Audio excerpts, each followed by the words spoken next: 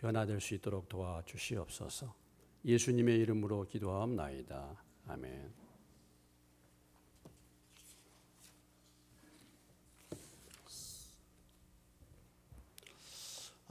여러분들이 화성 사건이라는 사건을 얘기를 들으신 적이 아마 있을 것입니다.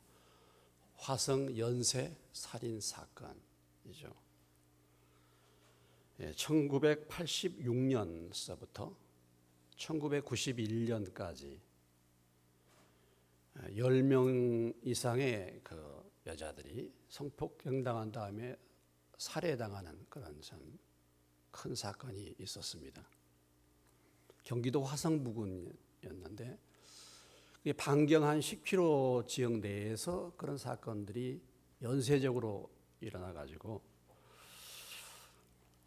범인을 잡으려고 애를 많이 썼지만 범인을 끝내 잡지를 못했죠. 그래서 그 범인을 잡기 위해서 약 180만 명이 동원됐다 그래요. 그리고 용의자만 한 3,000명 이상의 용의자를 붙들었는데도 불구하고 그 범인을 잡지 못하고 8차 사건이라는 사건, 8차 그 사건의 범인만 체포했다. 그리고 나머지는 다 미궁에 빠졌다. 그래서 미제 사건으로 남아 있었습니다. 이 8차 사건도 역시 그런 비슷한 사건인데 여기에 범인으로 지목된 사람이 윤모 씨, 윤모 씨가 범인으로 이제 지목이 돼가지고 이 사람이 무기징역형을 받았습니다. 무기징역형을 받았는데 20년 동안 복역한 다음에 이제 모범수로 풀려나게 됐어요. 그런데 참 놀라운 것은 뭐냐면 DNA 검사, DNA가 이렇게 이제 그때 파악이 됐는데 그것을 이렇게 감옥에 들어와 있는 그 죄수들을 이렇게 대조시키다가 이 화성 사건의 진범이 나타나게 됐죠. 여러분이 알다시피 이춘재라고 하는 그런 범인이 화성 사건의 범인이었다는 것이 드러나게 됐습니다. 그래서 참 영원히 미제 사건, 영원히 없어질 사건으로 그렇게 했던 것이 이미 그는 부산인가의 감옥에 지금 있는 상태에서 범인으로 발견이 됐는데 거기서 더 한 가지 더 놀라운 것은 뭐냐면 8차 사건도 자기가 범행을 했다는 것이죠.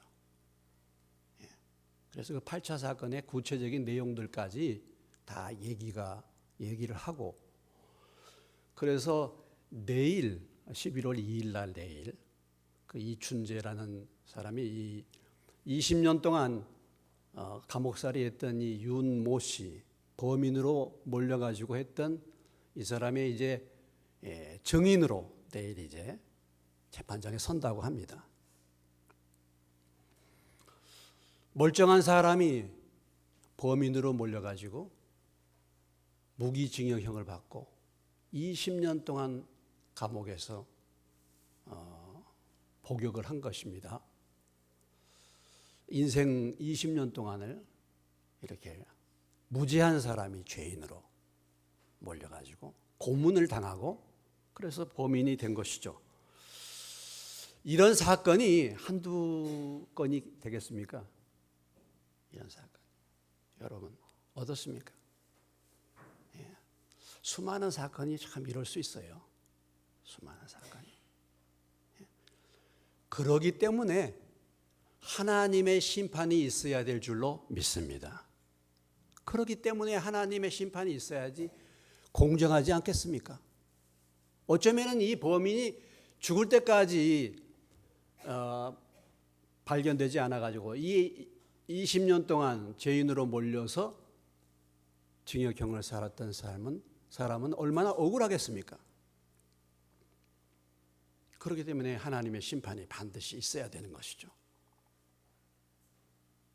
그래서 공평한 심판, 하나님 앞에 받아야 될 공평한 심판을 받게 되는 것이죠. 저는 재판과는 크게 관계가 없는 사람, 증인으로 딱 한 번 서본 뭐 공사 그 문제 때문에 한번 써봤습니다만은, 그러나 어떤 그런 문제들을 이렇게 다룰 때 참 문제가 많다라는 것을 발견한 적은 있어요. 어떤 분이 필적을 말이죠.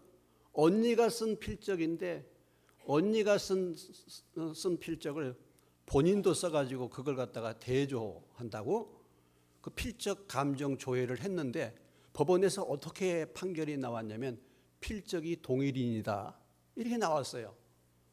제가 그걸 보면서 야, 참 국가수도 그렇고 뭐도 그렇고 참 이런 일도 벌어지는구나. 분명히 내 필적이 아니고 언니 필적인데 그 필적을 대조하기 위해서 내가 써가지고 그 두 필적을 갖다가 조회를 했는데 필적이 일치한다, 동일인이다 이렇게 나온 겁니다. 이런 걸 보면은 참 얼마나 이 세상에 공정치 못한 일들이 벌어지고 있는가라는 것이죠. 지금도 역시 마찬가지입니다. 지금도 많은 재판들, 많은 것들이 보면은 어떻게 나중에 될지도 모르겠어요. 그러나 중요한 것은 하나님만이, 하나님 앞에 언젠가 다 드러나겠죠. 그런데 그 중에서 정말 더 황당한 것은 뭐냐면 하나님을 믿는, 하나님의 말씀을 믿고 하나님을 잘 믿는다고 말하는 하나님의 백성들이라고 말하고 하나님의 지도자들이라고 말하는 그 하나님의 법정이라고 말하는 이 산헤드린 재판장, 여기에서 지금 재판하고 있는 오늘 이 스데반의 재판, 신성 모독과 모세의 율법을 무시하고 성전을 무시하는 죄목으로 받는 이 재판, 이 재판도 우리가 결과를 알다시피 너무나도 황당한 거 아니겠습니까? 지금 스데반은 고소를 당했죠. 모세를 무시하고 모세 율법을 무시한다. 성전을 무시한다. 결국은 모세의 율법을 무시하고 성전을 무시한다는 이 얘기는 하나님의 신성을 모독한다는 죄로 지금 소송을 당해서, 고소를 당해서 지금 스데반이 거기에 대해서 지금 변론을 하고 있는 것인데, 오늘 본문의 말씀은 이제 마지막 부분이죠. 성전에 대한 스데반의 변론입니다. 성전을 무시했다는 것이죠. 여기에 대한 스데반의 변론이 나와 있습니다. 오늘 스데반은 자기가 성전을 무시했다는 그런 고소, 그런 문제에 대해서 지금 성전에 대한 말씀을 풀어가면서 그렇지 않다는 사실을 지금 변호하고 있죠. 오늘 본문의 44절로부터 47절까지 성전의 역사를 지금 말하고 있습니다. 성전의 역사. 여러분, 성전이라는 것은 무엇을 말합니까?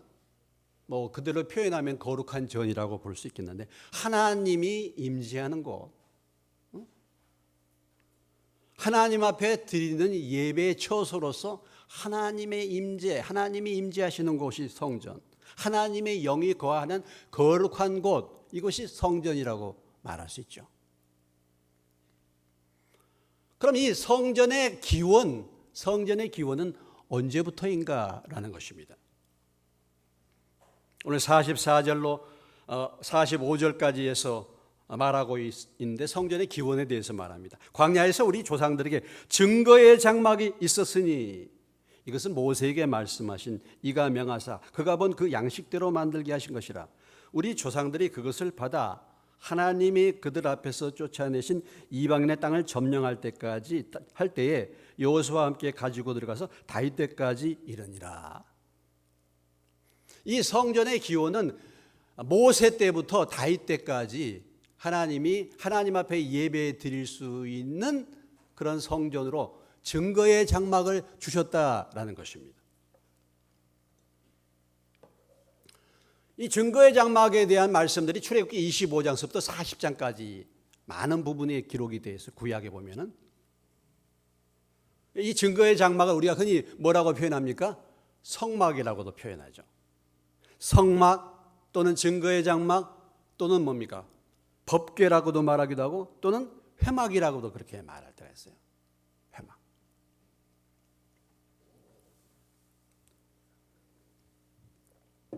이것이 성전의 기원입니다. 그러니까 여러분들이 이제 성막에 대해서 뭐 공부하신 분 보신 분들이 있겠지만 한번 성막을 우리가 한번 보겠습니다. 이게 이제 성막이에요. 성막. 이게 이제 한마디로 말해서 이동형 예배 처소입니다. 이동형 텐트를 치면서 이게 이동형이에요. 왜냐하면 이스라엘 백성들이 광야에서 이동을 해야 되기 때문에 이거 다 나중에 옮기면 짐을 다 싸서 옮기는 것입니다. 이게 이제 증거의 장막이에요.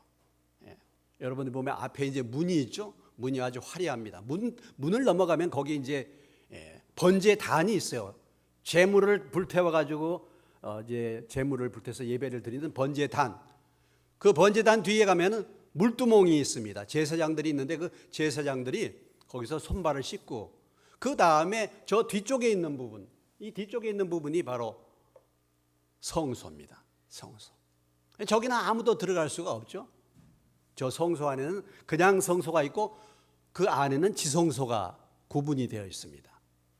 그러니까 그 지성소 안에 들어가서 하나님을 만나는 것. 오직 한 사람만이 대제사장이 1년에 한 차례 들어가서 하나님을 만나는 그런 이제 곳인데 일반 백성들은 죄를 짓고 하나님 앞에 예배를 드릴 때 짐승을 가지고 와서 저 앞에서 제사장에게 그 짐승을 바치는 겁니다. 그럼 제사장이 그 뒤에 문을 열고 들어가면 거기에 번제단이 있는데 거기서 짐승을 태워서 제사를 드리는 거죠. 출애굽기 25장 40절에 보면은 하나님께서 모세에게 이 성막을 지을 것을 말씀해 줬는데 이렇게 표현되어 있어요. 너는 삼가 이 산에서 내게 보인 양식대로 할지니라. 그러니까 이 성막을 만드는 것이 아무렇게나 만든 것이 아니고 하나님이 모든 부분들을 세세하게 가르쳐 줘서 하나님이 말씀하신 대로 이 성막을 만든 것입니다.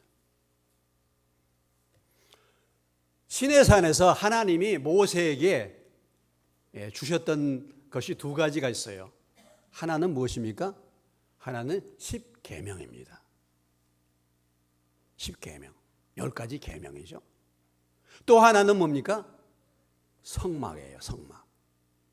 그러니까 하나님께서 시내산에서 10계명을 주시고 성막을 주신 중요한 이유가 있는데 뭐냐면 10계명, 10가지 계명이죠. 율법의 가장 핵심적인 내용이지 않습니까? 그러나 사람이 그 10가지 계명, 10계명을 지킬 수 없다는 것을 하나님이 알으셨어. 율법을 지키지 못한 백성들이 성막을 통해서 죄 지은 죄인들이 하나님 앞에 나아가서 죄 용서함을 받을 수 있도록 하나님 앞에 나아갈 수 있도록 마련한 예배의 처소가 무엇이었습니까? 바로 증거의 장막이었다. 그래서 하나님이 이 성전의 처음 기원으로 증거의 장막, 이동형 텐트, 이동형 예배 처소, 태버너컬이라고 하는데 이것이 이동형 예배 처소입니다. 다시 말한다면 하나님은 어디서나 예배가 가능한 거죠. 가는 곳곳마다 그곳에서 예배를 드릴 수 있도록 이렇게 하신 것입니다. 이것이 처음 예배 성전의 시초 기원이라고 말할 수 있습니다. 그래서 이스라엘 백성들이 가는 곳곳마다 늘 이 성막을 짊어지고 갔어요. 짊어지고. 그래서 이스라엘 백성들이 가나안 땅에 들어가서 길갈이라는 곳에다가 두고 그 다음에 여호수아 18장 1절에 보면은 이스라엘 자손이 온 회중이 실로에 모여서 거기에 회막을 세웠으며 그 땅은 그들 앞에서 돌아와 정복되었더라 그랬어요. 그러니까 이 성막 법궤가 이제 정착이 되었는데 가나안 땅에 들어와서 정착이 되었는데 어디에 정착이 되었다고요? 실로라는 지역에 그 법궤가 그 성막이 거기에 정착이 된 것입니다. 그래서 그 실로에서 보면은 사무엘이라든지 엘리 그 당시에 제사를 드리는 사람들이 어디에서 예배를 드렸냐면 바로 이 실로의 성막에서 예배를 드렸다라는 것이죠. 이것이 나중에 사무엘상 6장 19절에 보면 블레셋과의 전투에서 이 성막을 빼앗깁니다. 그래서 이 성막이 블레셋으로 갔다가 블레셋의 아스돗, 에글론 이런 데 다니다가 그곳에서 재앙을 일으키니까 블레셋 사람들이 이 성막을 갖다가 암송아지에 태워서 보냈단 말이죠. 보낸 이 성막이 어디에 왔냐면 벳세메스라는 곳에 왔어요. 벳세메스 사람들이 여호와의 계를 들여다본 까닭에 그들을 치사 5만 70명을 죽이시니라. 여호와께서 백성을 쳐서 크게 살려가셨으므로 백성이 슬피 울었더라. 벳세메스로 하나님의 계가 왔는데 그냥 일반 사람들이 그 계를 들여다보다 죽었다는 이런 그 사건이 나오죠.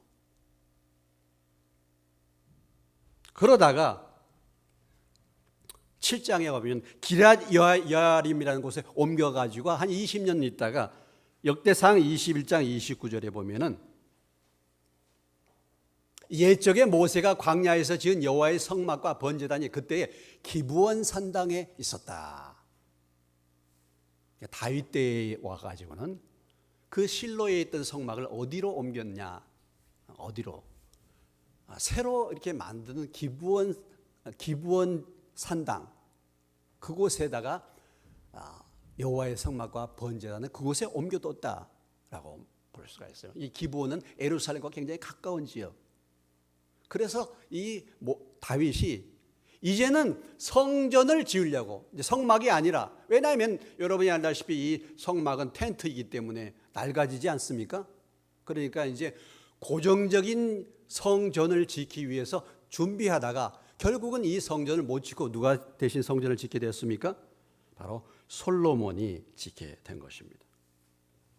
그 아들 솔로몬이 열왕기상 6장 38절에 보면 11째 해 불월 곧 8째 달에 그 설계와 식양대로 성전 건축이 다 끝났으니 솔로몬이 7년 동안 성전을 건축했다. 성전 건축이 몇 년 만에 완공이 됐어요? 7년 동안. 솔로몬 성전이 나와 있습니다. 이것이 바로 이제 솔로몬 성전입니다. 솔로몬이 지은 성전이에요. 이 성전이. 그런 다음에 이 솔로몬 성전이 나중에 어떻게 됐습니까? 이스라엘이 유다가 망하게 됐죠. 망해서 이 성전이 다 파괴되고, 그리고 이스라엘 백성들이 바벨론으로 70년 동안 포로로 붙들려 갔다가 그 70년 후에 다시 포로에서 돌아와 가지고 만든 성전이 있습니다. 이건 아니고 이건 없어요. 만든 성전인데 그것이 바로 무슨 성전입니까? 스룹바벨 성전. 이것은 보잘것없는 성전. 왜냐하면 나라가 망해가지고 돌아와가지고 아무것도 없는데 너무 어려운 형편에서 지은 성전, 그것을 갖다가 스룹바벨 성전이라고 합니다. 그 뒤에 이제 스룹바벨 성전 오래가지 못하고 그 뒤에 있다가 요한복음 2장 19절로 20절에 보시면은 예수께서 대답하여 이르시되 너희가 이 성전을 헐라 내가 사흘 동안에 일으키리라. 유대인들이 이르되 이 성전은 46년 동안의 지었건을 내가 3일 동안에 일으키겠느냐 하더라. 여기서 말하는 예수님이 말하는 예수님 당시의 성전, 이 성전을 헐라 하고 말했던 이 성전, 유대인들이 말할 때 이 성전이 몇 년 동안 지었어요?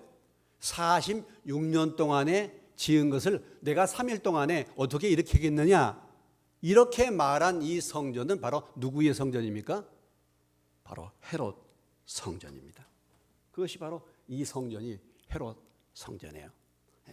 그 당시에 유대의 왕이었던 헤롯이 유대인들의 마음을 사기 위해서, 헤롯은 유대인이 아닙니다. 헤롯은 에돔인이었어요.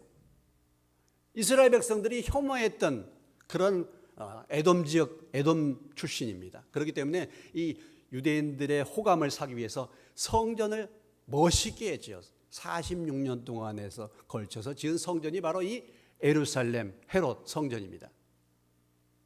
예수님께서 이 성전을 헐라고 말씀하셨던 그 성전이 바로 헤롯 성전을 말하고 있는 것이죠. 그래서 이스라엘 백성들이 성전을 지어서 그 성전에서 예배를 드리고 그 예루살렘 성전에서 예배를 드렸다라는 것이죠. 그런데 문제가 무엇입니까? 문제가 무엇이에요? 성전을 숭배하게 된 것입니다. 성전이 우상이 되고 마는 것입니다. 요한복음 4장 19절로부터 24절의 말씀에 보면은 예수님이 사마리아 성 수가에서 수가의 여인을 만나가지고 대화하는 장면이 나오 있죠. 여자가 이르되 주여 내가 보니 선지자로소이다. 그 여인이 말합니다. 우리 조상들은 이 산에서 예배하였는데 당신들의 말은 예배할 곳이 어디에 있다? 예루살렘에 있다 하더이다. 그러니까 그들은 지금 이방인이죠. 사마리아 성에 있는 그 산에서 에발산이라고 그 산에서 우리는 예배를 하는데 유대인들은 예배할 곳이 어디에 있다? 예루살렘에 있다 하더이다. 예루살렘 성전에서 예배를 꼭 드려야 된다는 것입니다. 41절 이하의 말씀들을 쭉 보면은 거기에서 예수께서 이르시되 여자여 내 말을 믿으라. 이 산에서도 말고 어디에서도 말고 예루살렘에서도 말고 너희가 아버지께 예배할 때가 이르라. 너희는 알지 못하는 것을 예배하고 우리는 아는 것을 예배하노니 이는 구원이 유대인에게서 남이라. 아버지께 참되게 예배하는 자는 영과 진리로 예배할 때가 오나니 곧 이때라. 아버지께서는 자기에게 이렇게 예배하는 자들을 찾는다. 하나님은 영이시니 예배하는 자가 무엇으로? 영과 진리로. 예배가 어떤 지역에서 이 예루살렘 꼭 처소에서 예루살렘 성전에서만 예배를 드리는 것이 아니야. 그게 중요한 것이 하고 우리가 드리는 진정한 예배의 성전, 예배의 장소는 뭐냐? 영과 진리로 하나님의 말씀 안에서 예배를 드려야 된다고 예수님이 말씀하신 것이죠. 유대인들은 뭐라고 생각했습니까? 유대는 어디에서만 예배를 드려요? 예루살렘 성전에서. 하나님이 예루살렘 성전에 계시고 예루살렘 성전에서 예배를 드리고 성전을 떠나서는 예배를 드릴 수 없다. 성전을 떠나서 드리는 예배는 하나님이 받지 않으신다. 이런 상태가 된 것입니다. 성전이 우상이 된 것이고 그래서 예수님이 요한복음 2장에서 이 성전을 헐라라고 말씀하신 것이 성전을 뭐한 것이다? 무시한 것이다. 예수 믿는 너희들은 하나님의 성전을 무시한 자들이야. 그래서 고소를 당하게 된 것입니다.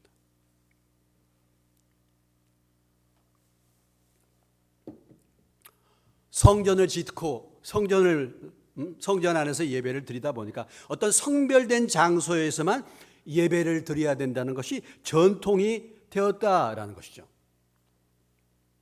성전이 우상화가 된 것입니다. 사실 보면요, 사람들은 꼭 만든 것을 우상화시키는 경향이 있어요. 열왕기하 18장 3절로 4절의 말씀에 가보면은 히스기야가 그의 조상 다윗의 모든 행위와 같이 여호와께서 보시기에 정직하게 행하여 그가 여러 산당들을 제거하며 주상을 깨뜨리며 아세라 목상을 찍으며 모세가 만들었던 무엇을요? 모세가 만들었던 무엇? 놋뱀을 이스라엘 자손이 이때까지 향하여 분향함으로 그것을 부수고 느흐수단이라고 일컬었다. 이스라엘 백성들이 지금 히스기야 시대까지 무엇을 섬겼다고 말하고 있습니까? 모세가 만들었던 무엇을요? 놋뱀. 놋뱀을 통해서 뱀에 물린 자들이 그 놋뱀을 보고 살아난 거 아니겠습니까? 그 놋뱀을 그때까지 그들이 그 놋뱀을 향하여 분향을 했다라는 것이죠. 만들어 놓은 것을 갖다가 신성시한 것입니다. 기드온도 마찬가지. 기드온 시대에 보면 기드온이 금 에봇을 만들었는데 나중에 사람들이 그것을 섬겼단 말이죠. 오늘도 그런 사람들이 많아요. 오늘도 십자가 목걸이 제가 그때 군대를 갔더니 카톨릭에 다니는 어떤 장병이 군대에 왔어요. 그건 십자가 목걸이를 그것을 하나님을 섬기듯이 그렇게 목에 걸고 다니더라고요. 십자가 목걸이를 걸고 다니면은 하나님이 지켜주신다는 거예요. 그렇습니까, 여러분? 지금도 그런 사람들이 있어요.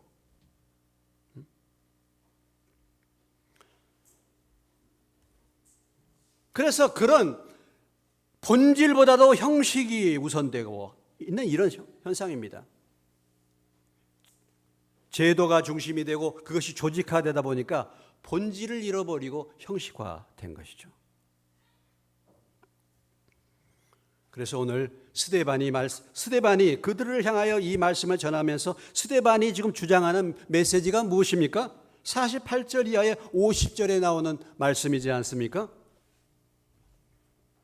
48절 이하에 그러나 지극히 높으신 이는 손으로 지은 곳에 계시지 아니하시나니 선지자가 말한 바 주께서 이르시되 하늘은 나의 보좌요 땅은 나의 발등상이니 너희가 나를 위하여 무슨 집을 짓겠으며 나의 안식할 처소가 어디냐 이 모든 것이 다 내 손으로 지은 것이 아니냐. 하나님은 사람이 지어놓은 건물에 제한받지 않으시는 하나님이신 줄로 믿습니다. 하나님은 무소부지하신 분이신 줄로 믿습니다. 하나님은 어느 곳에나 계신 분.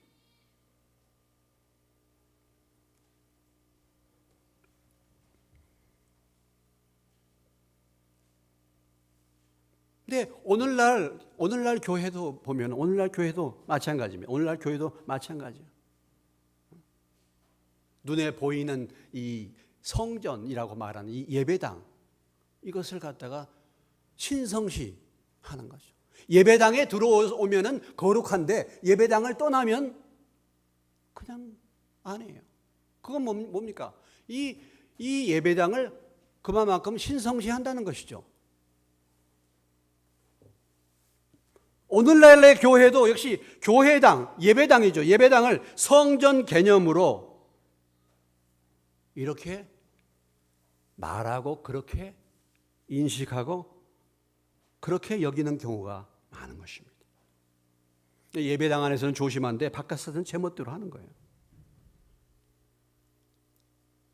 이 예배당이라고 하죠. 교회 이 건물에 대해서 오늘날 이 모든 이 교회가 지나치게 많은 돈을 투자하고 관심을 갖는 것이죠.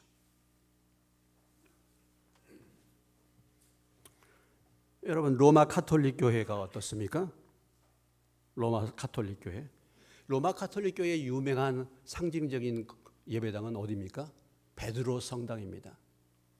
혹시 여러분들이 이탈리아에 가보시면 이 베드로 성당 바티칸에 가볼 수가 있는데 여러분 이제 저 베드로 성당은 참 유명한 성당이죠. 이것이 1506년서부터 1626년까지 약 120년간에 걸쳐서 저 건물을 지었습니다. 저 예배당을 지었어요. 베드로 성당입니다. 베드로가 저기서 순교했다. 그런 이제 그 순교터에다가 저 예배당을 지었다라고 말하는데 저 예배당을 짓기 위해서 저 성당을 짓기 위해서 24명의 교황의 재위 기간 동안에 120년에 걸쳐서 지은 건물입니다. 여러분이 잘 알다시피 라파엘로라는 유명한 사람, 미켈란젤로 얘기 들어보셨죠? 예.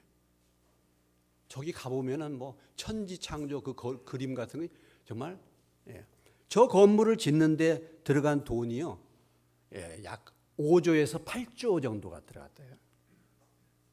여러분이 알다시피 저 베드로 성당을 짓기 위해서 그 유명한 면죄부를 팔게 된 것입니다.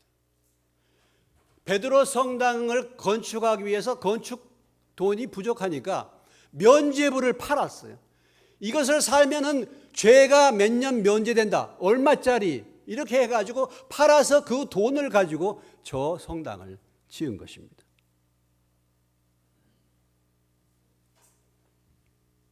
그러니까 사람들이 말이죠. 이렇게 중세시대에 성물을 갖다가 지나치게 성물 또는 사람, 성인 숭배, 성물 숭배. 여러분 사실 이 가톨릭은 마리아 상을 한 것도 그것도 성인 숭배예요. 성인. 중세 시대에 이 성인 숭배가 너무 유행돼 가지고 성인이라고 불리는 사람의 유고를 갖다가 모시기 위해서 치열한 투쟁이 벌어졌습니다. 그래 가지고 그런 성인을 갖다가 모시고 성물을 갖다가 모시면은 그것이 성지가 돼 가지고 많은 순례자들이 찾아와서 돈을 버는 거예요.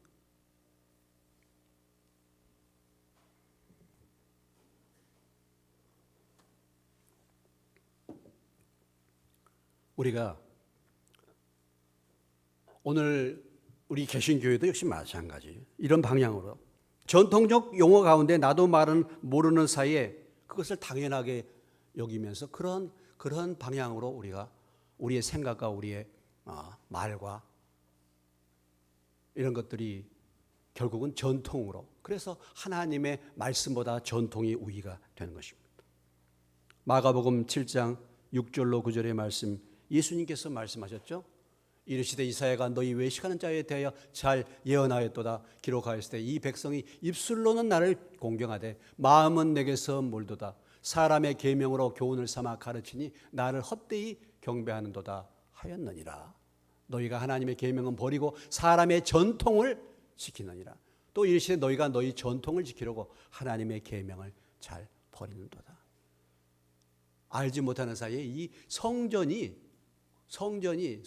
하나님이 계신다라고 그렇게, 그래서 예루살렘 성전에서만 하나님을 만나고 성전에서 드리는 예배만이 하나님이 받으신다고 말한 것입니다.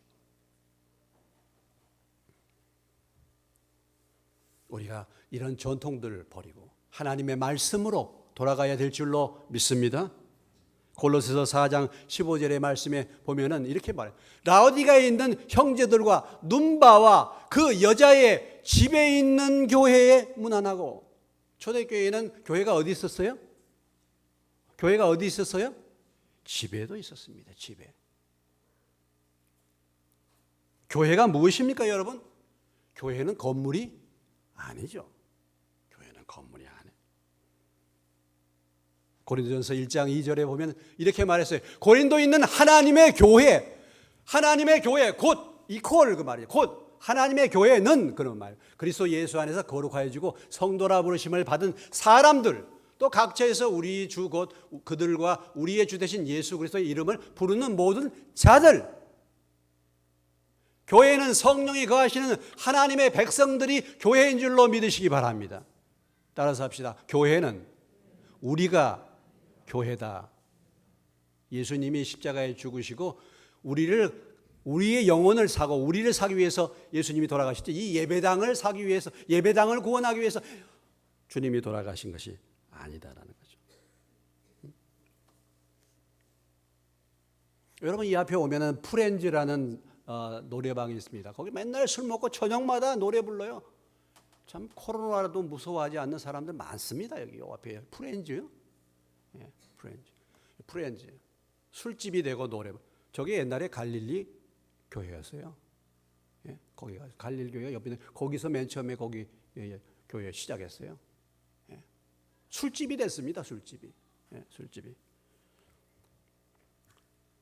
우리가 일반적으로 이 교회 예배당을 성전이라고 하죠. 그냥 기도하면서 이 성전에서 이렇게 말하죠. 그냥 개념상으로. 그런데 그런 말 자체를 사실 그것이 전통이 되어서는 안 되는 거죠.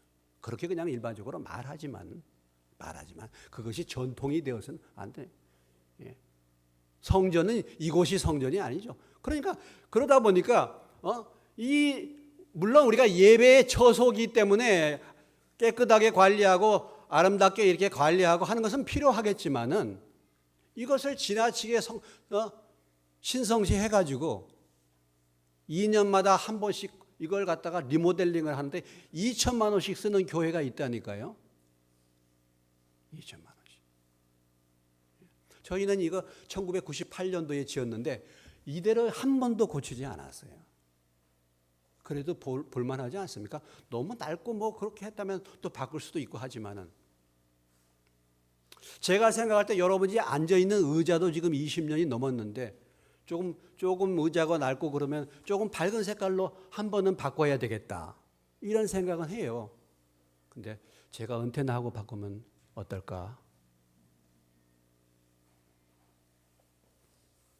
우리는 교회에 예배당에 투자하는, 예배당도 잘 관리는 해야 되겠지만 예배당이 성전이라 이렇게 해가지고 하는 게 아니고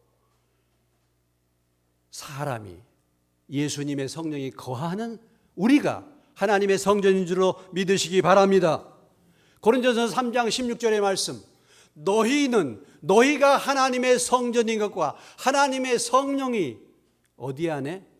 너희 안에 계시는 것을 알지 못하느냐 그랬어요. 여러분, 외제차를 타고 다니는데 고급 승용차 외제차가요. 저 앞에 있는 공원에 들어가는 입구를 딱 막고 있어, 주차를. 다른 곳에도 그 옆에도 그 입구 말고 다른 곳에 주차할 데가 많이 있는데 공원 앞에 들어가는 입구에다가 고급 외제차를 주차를 했습니다. 그 못 들어가게 막고 있는 거예요. 왜 거기다가 주차합니까? 고급 외제차를 탔는데 고급 외제차가 중요합니까? 그 차를 거기에다가 주차를 하지 말아야 된다는 것을 아는 사람이 중요합니까? 어떻습니까? 좋은 차량이라고 좋은 집에서 산다는 것을 자랑하는데 실제는 거기에 그 차를 타는 사람이 누구냐? 사람은 정말 형편없는 거예요. 남을 전혀 배려를 못하는. 교회 건물은 크고 예배당은 아름답고 화려하고 웅장한데 그곳에 다니는 교인인데 교인의 삶은 하나님의 말씀을 떠나서 산다? 우리 교회는 이렇게 시설이 좋고 우리 교회는 이렇게 예배당이 좋고 아무런 의미가 없는 거 아니겠습니까?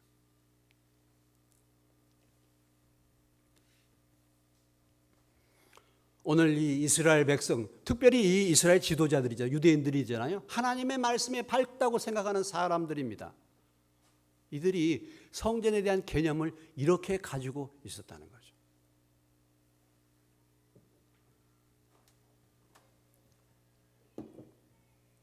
율법을 안다고 했는데 율법을 사실은 모르는 거예요. 율법에 대해서 오해하고 있는 것입니다. 율법을 왜곡하고 있는 것입니다. 요한복음 8장에 가보시면 요한복음 8장 21절 이하에 쭉 보시면 다시 이르시되 내가 가리니 너희가 나를 찾다가 너희 죄 가운데서 죽겠고 내가 가는 곳에 너희가 오지 못하리라. 유대인들이 이르되 그가 말하길 내가 가는 곳에는 너희가 오지 못하리라 하니 그가 자결하려는가?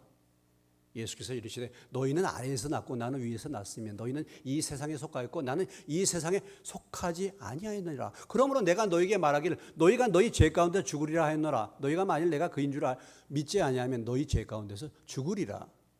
그들이 말하되 내가 누구냐? 예수께서 이르시되 나는 처음부터 너희에게 말하여 온 자니라.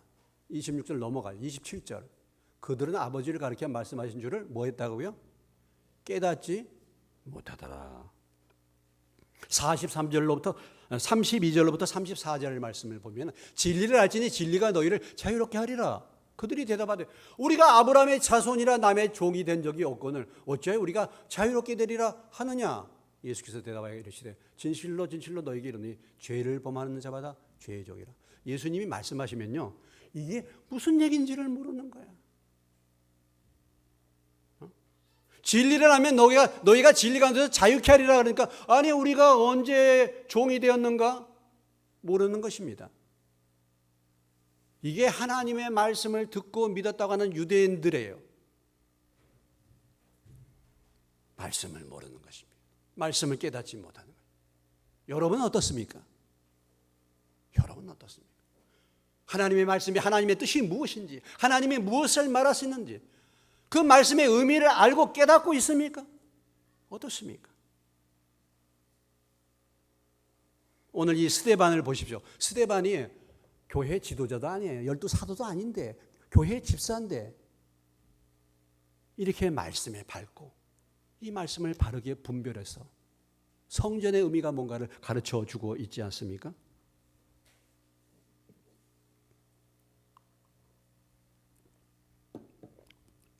오늘 우리 사회도 마찬가지입니다. 오늘 우리 교회도 역시 마찬가지입니다. 우리가 진리의 말씀을 옳게 분별해서 하나님의 인정된 일꾼으로 쓰임받는 저와 여러분 되시기를 주의 이름으로 축원합니다. 제가 일간 신문을 보니까 거기 타이틀이 이렇게 나왔어요. 예수의 사랑을 잃어버리고 보수의 이데올로기에 갇힌 교회 이렇게 나왔는데 거기 동성애를 지지하다가 파문당한 3명의 목사를 불러가지고 대담하는 겁니다. 동성애를 예수님의 사랑, 예수님은 다 그런 사람을 포용하는데 그런 사람들을 갖다가 이렇게 정죄한다는 것이죠. 그래서 예수의 사랑을 잃어버리고 동성애가 죄라는 것만 주장하는 그 보수의 이데올기에 갇힌 교회를 지금 뭐예요? 책망하고 있는 것입니다. 그렇습니까, 여러분? 그래서 동성애를 반대하는 것입니까? 오늘 한국 교회도 이런다니까.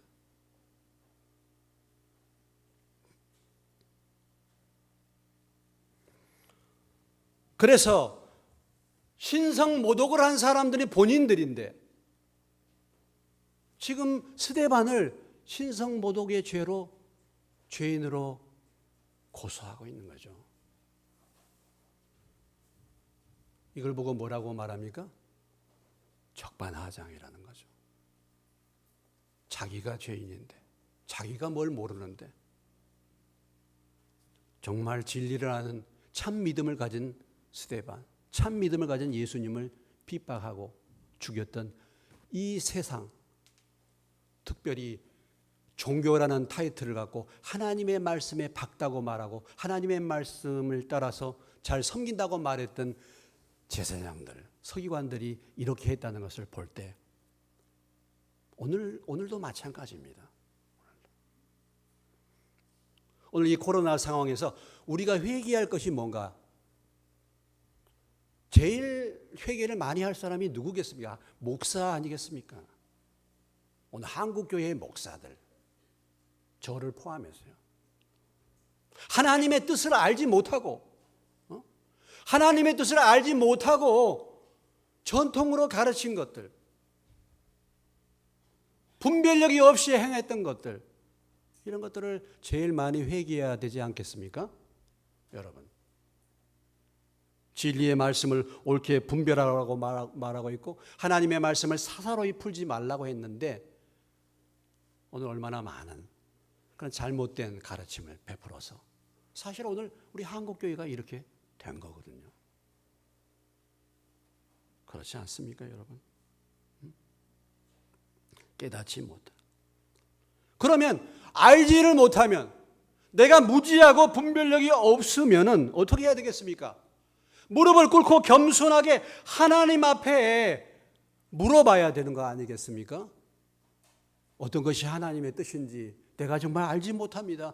가르쳐 주세요. 이렇게 해야 되지 않습니까, 여러분? 여러분은 어떻습니까? 여러분은 여러분의 삶을 살면서 지금 여러분이 생각하는 것이 바르다고 여러분 생각합니까? 믿습니까? 여러분은 어떻게 하나님의 뜻을 알고 하나님의 인도를 받고 있습니까? 여러분 다 알고 잘 알고 행하고 있습니까? 그러면 하나님 앞에 무릎을 꿇고 묻고 있습니까? 나 잘 모르겠는데 무엇이 하나님 뜻인지요? 내가 이렇게 하는 것이 올바른 것인지요? 내가 잘 모르기는 몰라도 그래도 우리의 심령 가운데 겸손한 마음이 있다고 한다면은, 정말 하나님의 인도를 따르기를 원하고 한다면은 하나님이 그 길을 가르쳐 주실 줄로 믿습니다. 그런데 그것마저 없는 거야. 내가 다 옳고 내 생각이 다 옳고 내 주장이 다 옳은 것입니다. 내가 해석하는 것이 다 옳은 거예요. 내가 배우고 있는 성경이 다 옳은 것입니다. 내가 하나님을 잘 섬기는 것이고 내가 정말 의로운 사람입니다.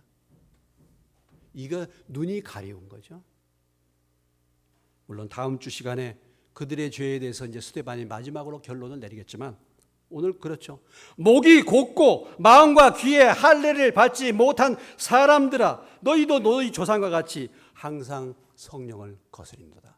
마음이 굳어 있어가지고 자기의 생각과 자기의 욕심과 자기의 고집으로 눈이 굳어 있고 겸손함이 없으니까 아무리 얘기를 해도 깨닫지를 못하는 것이죠.